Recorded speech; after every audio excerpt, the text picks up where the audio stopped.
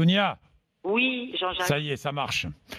Votre fille, Dounia, vous avez appelé RMC Découverte. Merci, Dounia, d'être avec nous. Votre fille travaille à l'hôtel Mercure, rue de Trévise à Paris. C'est bien cela. Situé en face de la boulangerie et du restaurant qui ont été soufflés par l'explosion samedi. Oui. Elle a été grièvement blessée. Dans quel état est-elle? Elle est dans un état... bon, le pronostic vital engagé, il n'y en a plus. Oui. Elle a les jambes, parce que c'est elle qui était la première qui a reçu la porte de l'hôtel dans les jambes, et avec la panique, les gens ont marché. Ouais. Elle a les jambes broyées.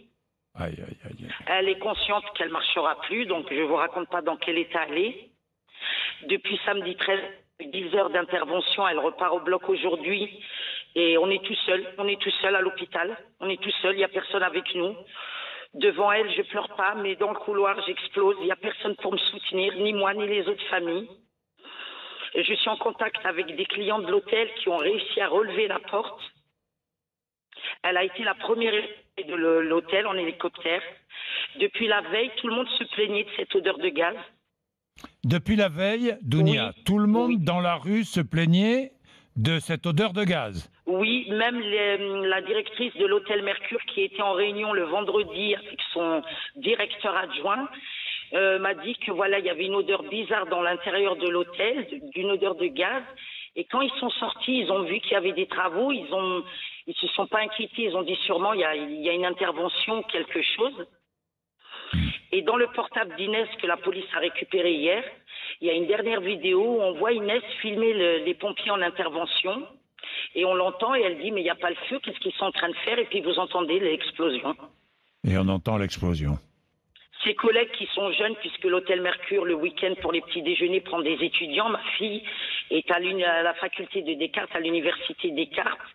Elle se préparait à une carrière dans la magistrature.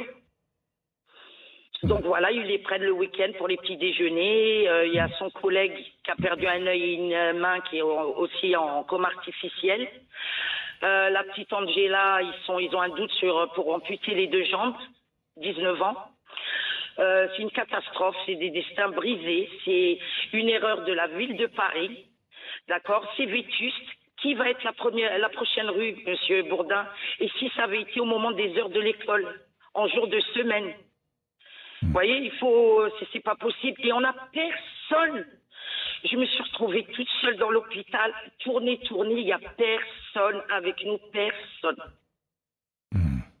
Hier, le procureur, réunion de crise avec les dirigeants de Mercure, il leur a demandé expressément de prendre contact avec nous. Donc hier soir, j'étais encore à l'hôpital Georges Pompidou, que je remercie.